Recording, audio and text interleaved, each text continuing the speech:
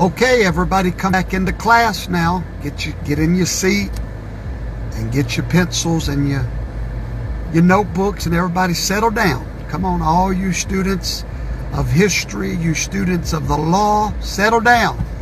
I'm ready to teach you a few things. What happens if President Donald Trump does not concede the election? I talked about it in a previous video, but I'm gonna cut right to the chase. It's happened 2 times in history. It happened in 1800. It's happened in 1824. And if you'll remember, Hillary Clinton told Joe Biden not to concede. You remember that? Before this election, she told him, do not concede. You know why she told him that? I hate to say it, smart woman. She knows the law.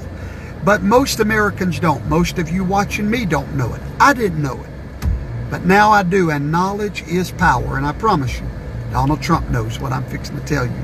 So do all of his lawyers. Okay, so here's what happens. Real simple. The most powerful thing that keeps the peace in the United States of America is not required by law. It's just a custom. And it's called a concession speech. We've been doing it for a long time, but there's no law that requires a concession speech. However, it does aid in the peaceful transfer of power. So normally when a presidential candidate is in a fight for the presidency, it's a powerful position. It's like a throne, a king fighting for his throne. He has supporters.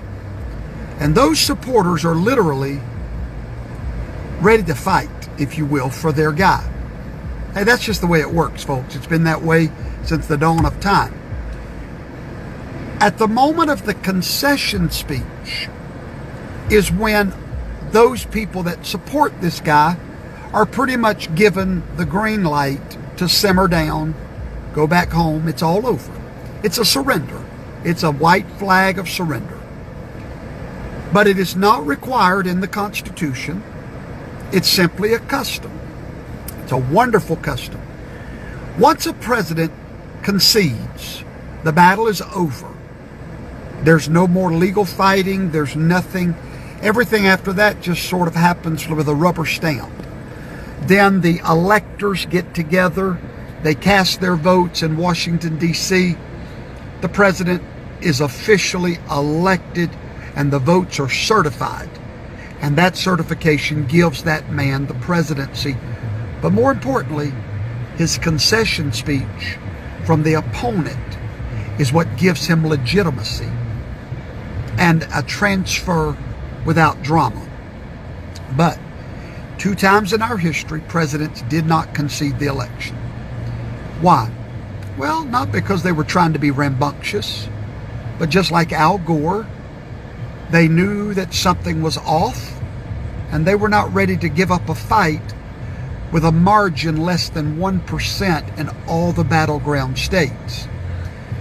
According to the law, Georgia is going to be recounted. We do not have any official result anywhere in the nation. Pennsylvania is going to be recounted. Arizona is still being counted. Nevada is going to be recounted. We have a total recount coming. Now, after that recount, the president has legal options to go to court to prove irregularity. So let's just say that none of that works and the president still will not concede the election. The Constitution, Amendment 12 of the United States Constitution gives you the answer of what will happen. If they cannot rule on it in the court and he does not concede, and there's no certification of an undisputable majority, then we go to the House of Representatives. When we get to the House of Representatives, there are 475 members of that House. The election is null and void at that point. It's like it never happened. The numbers do not matter any longer. This has happened twice in history. I got a feeling it's fixing to happen again. At that moment, the election becomes obsolete, and now the president will be elected by the Congress, the House of Representatives. Now, immediately, that strikes fear in the heart of a conservative, because guess who controls the House? The Democrats. But not so fast. The Constitution goes on to say in that article that each state in the Congress gets one vote, not each representative. Each state gets one vote for the president. Well, there are 50 states in the House.